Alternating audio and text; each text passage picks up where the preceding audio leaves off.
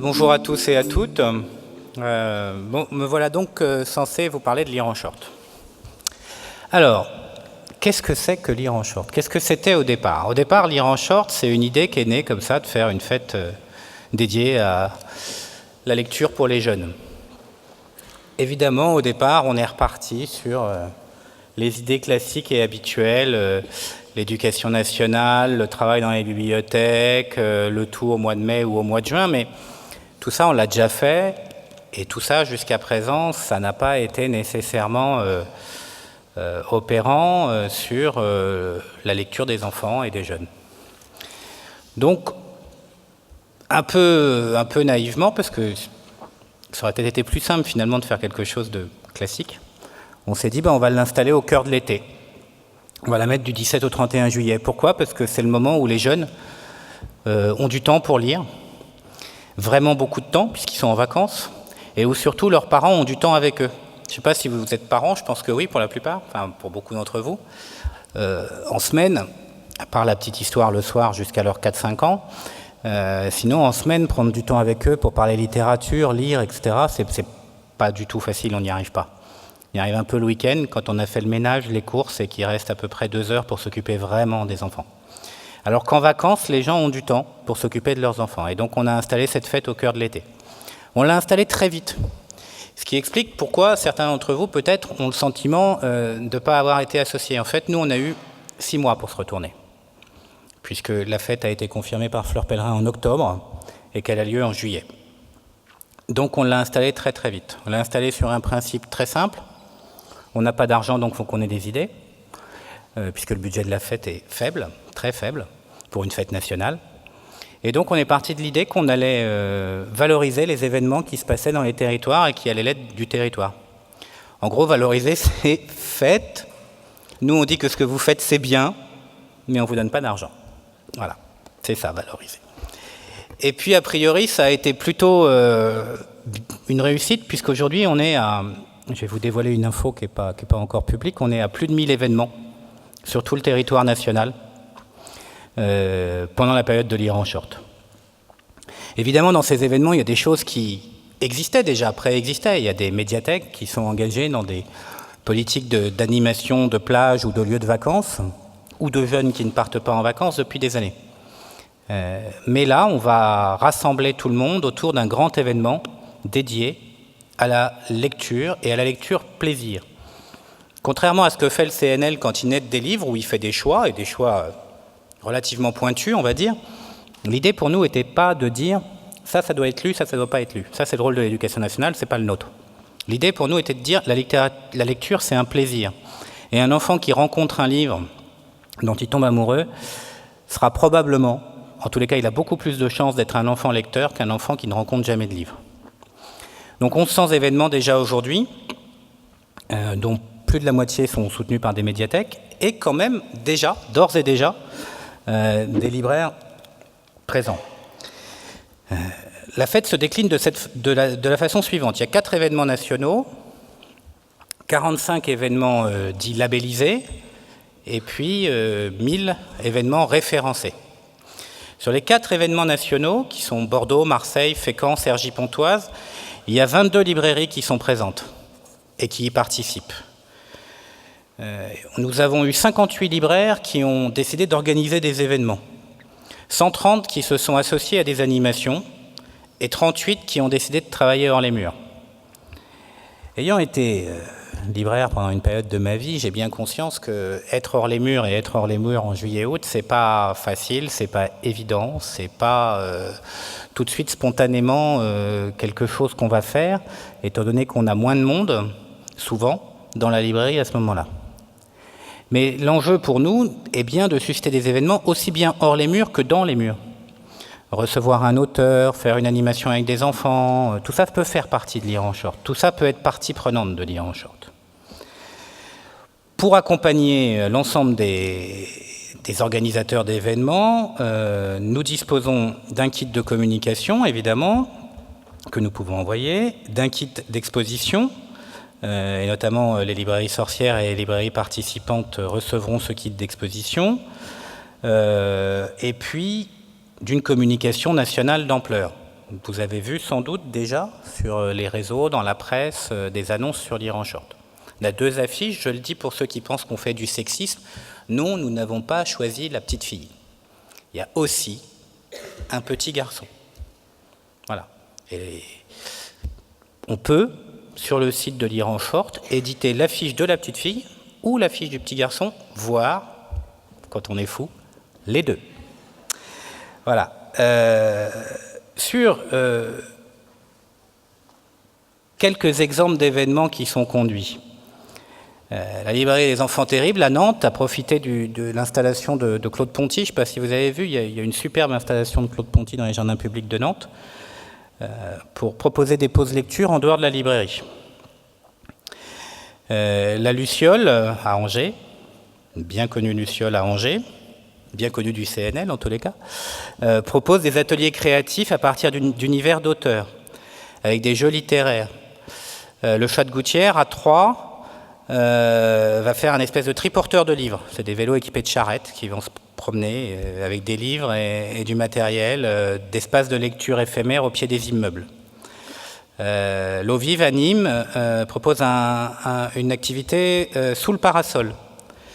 La sieste, on a pas mal de siestes littéraires en fait. Je ne sais pas ce que c'est qu'une sieste littéraire, parce que moi, une sieste littéraire, je vois bien ce que c'est. Je suis en train de lire, il est 14h30, le repas, certes, dont la base était saine, puisque c'était des grillades, a été néanmoins accompagné de libations, voilà, et le livre tombe et je m'endors. Mais là, c'est pas ça. Quand on parle avec des enfants, on va pas les faire boire pour qu'ils viennent lire, ce serait contre-productif. Donc là, ce sont des siestes où des compagnies d'art vivant, pour la plupart, vont venir lire aux jeunes dans des endroits. La librairie de Saint-Dié-des-Vosges, que je ne connais pas, je ne suis pas encore allé à Saint-Dié, mais ça ne saurait tarder, le 9, s'associe avec la mairie et les centres sociaux pour des lectures au bord de la Meurthe. Voilà. Pour nous, l'enjeu est vraiment de sortir le livre des cadres où il est habituellement. Alors, il y a un cadre très normatif qu'est l'école, qui est une machine à apprendre à lire, mais pas forcément une machine à avoir envie de lire. Et puis, il y a la bibliothèque, la librairie. Là, l'enjeu est d'aller au-devant des gens. C'est pour ça qu'on va mettre un focus tout particulier sur les jeunes qui ne partent pas en vacances. À peu près 50% de la population, un peu plus de 50% de la population ne part pas en vacances dans ce pays, parce qu'elle n'a pas les moyens. Et donc, on va faire beaucoup d'animations avec les centres sociaux, etc. Mais, en dehors de cette année, qui est une année un peu zéro pour nous, un peu de lancement, j'ai souhaité vous parler aujourd'hui parce que l'année prochaine, avec le syndicat de la librairie française, qui s'est associé tout de suite, mais on avait peu de temps, nous avons l'ambition d'aller plus loin sur les librairies et de faire des opérations, y compris en librairie. On pense à plusieurs choses, des choses à vocation de partage de livres, mais achetés évidemment, des livres achetés. Voilà. Et donc on y réfléchit. Mais surtout, ce dont on a besoin, c'est que les idées remontent du terrain. Une des grandes choses que nous a appris cette fête, c'est que tout seul, on pouvait éventuellement parfois être intelligent, mais Camille, on l'était très souvent. Voilà. Et la pluralité des événements fait que nous, on encourage absolument tout le monde à participer et à avoir des idées, même des idées qui paraissent dingues. De toute façon, on sera derrière. Parce que, encore une fois, cette fête doit s'implanter durablement sur le territoire. Là, c'est l'année 0, c'est l'année où on essuie des plâtres. Ensuite, il y a l'année 1 qui vient en montée en charge. Et puis, à la fin, un rythme de croisière, des événements dans tout le territoire. On a peut-être été un peu long en période. 17-31, ça fait 14 jours. Il faudrait peut-être réduire sur 10 jours. On y réfléchit, mais on ne changera pas la période. Cette période du cœur de l'été, elle est installée pour nous. Elle est installée pour les raisons que j'ai dites et que je rappelle brièvement. Il faut emmener le livre là où sont les gens, plutôt que d'attendre que les gens viennent au livre, puisqu'il y en a plein, qui ne franchissent jamais la porte d'une librairie et qui ne poussent jamais la porte d'une médiathèque. Convaincus que le livre n'est pas pour eux. À tort, mais convaincus que le livre n'est pas pour eux. Voilà pour cette année 2015, parce que nous sommes en 2015. J'ai un peu de mal en ce moment à me rappeler les années, ça va trop vite.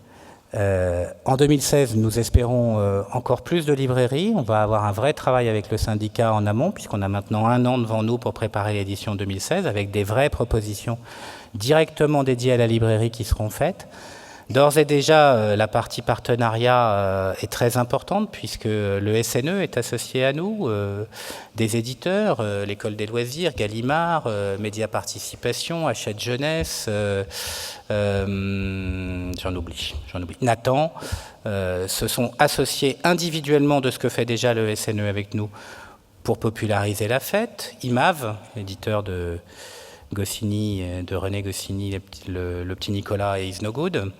Ils ont offert des livres que nous allons redistribuer.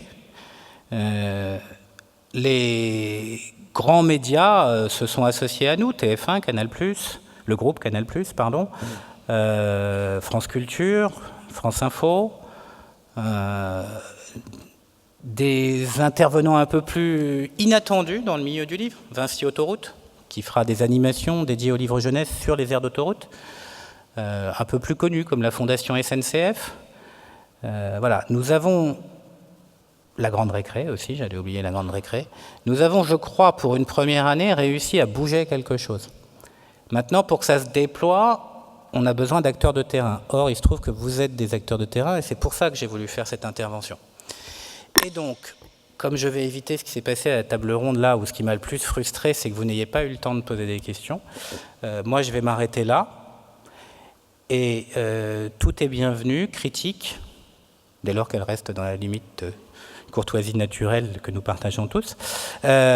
Critique, discussion, questions, propositions, voilà. Il y a encore jusqu'au 14 juillet inclus pour s'inscrire sur le site de la fête et proposer quelque chose, donc n'hésitez pas.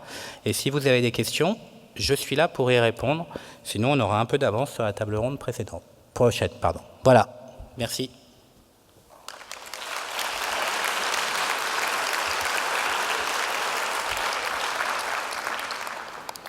Y a-t-il des questions? Il n'y a pas de questions.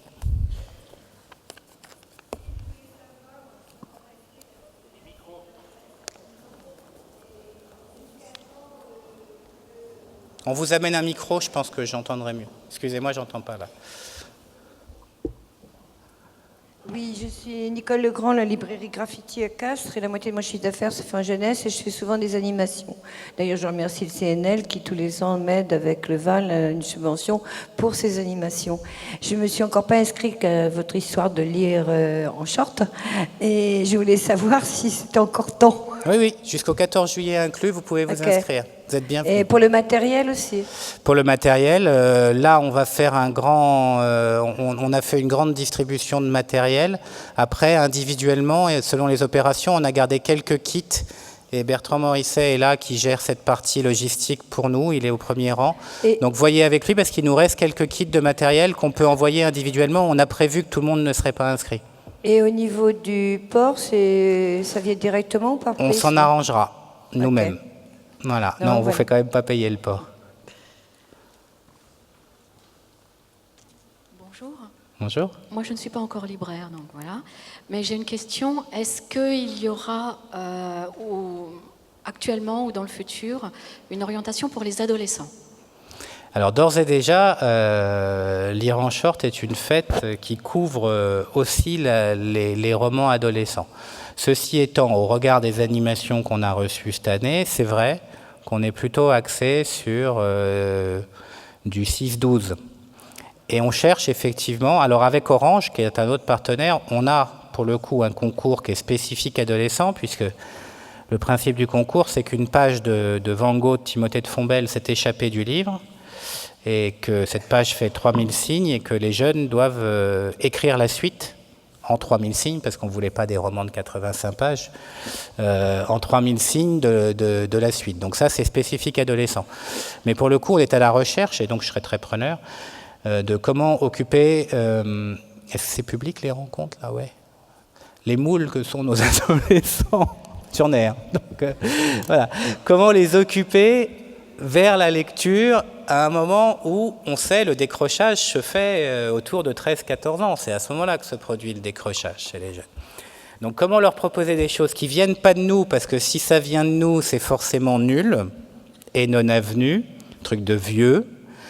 Donc qui viennent d'eux, donc sur des réseaux sur lesquels ils ont l'habitude d'être, les réseaux sociaux, etc. Et c'est ça qu'on recherche à l'heure actuelle. On n'a pas encore trouvé la martingale, mais oui, il y aura sans aucun doute une offre spécifique adolescent dès l'année prochaine, qui sera différente de l'offre d'animation sur place, parce que c'est pareil, emmener des adolescents faire des animations où il y a des 8-12 ans, pour eux, c'est le sommet de l'humiliation, quoi. Ou alors ils vous réclament 9 € de l'heure parce qu'ils ont regardé leur frère, quoi. Donc, voilà. Excusez-moi, j'ai pas fini du coup. On m'entend? Oui. Pourquoi en short? Pourquoi pas maillot de bain? Parce que moi, je suis en train de me dire, étant donné qu'à Castres, il y a quand même des espaces verts, une grande piscine avec plein de jeux, et même plusieurs lacs, je vais être obligée de faire lire en short dans ces lieux-là, parce que je pense pas que dans mon Non, mais on a le droit de centre-ville, lire comme on veut. Hein. avec la chaleur, ils vont venir. Elle Enfin, et s'appelle c'est lire pour en ça que short, j'ai- mais on a le non, droit je voulais de dire, lire comme on veut. C'est pour ça que moi qui fais beaucoup d'animation jeunesse, j'ai pas eu envie de m'inscrire. Je me suis dit, mais tu vas faire du patronage là. Il va falloir que tu ailles dans les lieux où ils sont, les mômes. Ils vont pas venir sur ma place Pélisson. Ah, mais pour le coup, on a des opérations dans les campings, on a des opérations dans des piscines Voilà, municipales, on a des opérations sur les plages, on a des opérations dans des centres sociaux, on a des opérations dans des bibliothèques, dans des librairies. Partout, on peut avoir une opération lire en short. On a le droit de tout faire, en fait. C'est mai 68 enfin là, réussi. Là, c'est du militantisme, hein, franchement, pour les libraires.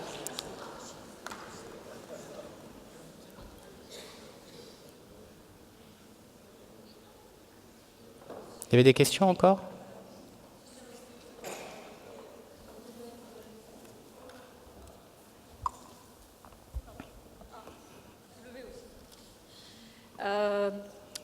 Comme vous le dites si bien, ils sont sur des réseaux sociaux très alimentés. Et les youtubeurs pourraient être une option à envisager pour les amener à lire.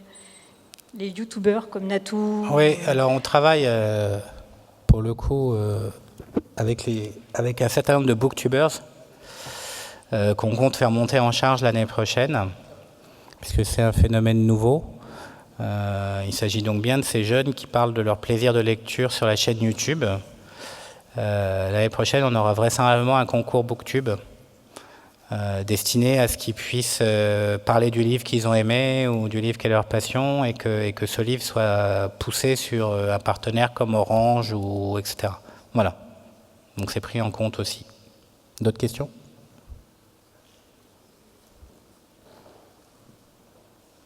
Ah oui. Il y en a quand même. Bonjour. Bonjour. Je suis Amanda de la librairie Folie d'encre à Montreuil. Donc je suppose que moi, les jeunes qui seront à Montreuil en juillet seront au centre aéré. De quelle manière les librairies peuvent se rapprocher des centres aérés pour mener cette action ? Alors, comme vous le savez, pas parce que j'ai oublié de le dire et je m'en excuserai auprès d'elle, nous avons un partenariat très très étroit, évidemment, avec le CPLJ de Montreuil et Sylvie Vassalo et ses équipes. Et donc, si vous souhaitez des mises en relation avec des centres aérés, des centres sociaux, etc., contactez-nous et nous, on fera le lien via le CPLJ qui a ses contacts historiquement. Voilà.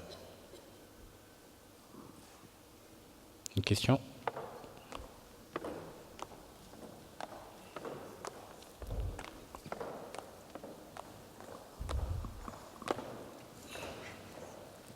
Oui, alors c'est pas vraiment une question, mais c'est une idée qui vient de me traverser l'esprit à l'instant. Pourquoi ne pas faire écrire aux adolescents un scénario à partir d'un roman et après peut-être une mise en image ? Ah, c'est une très bonne idée. Si je trouve un producteur pour la porter, je serais ravi de faire ça. Merci, c'est une très bonne idée.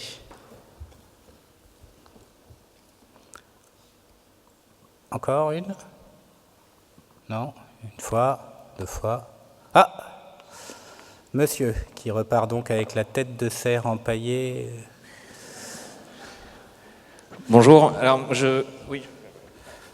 j'organise pour Colère du Présent, donc une association qui est à Arras, l'un des événements labellisés dans le cadre de Lire en Short.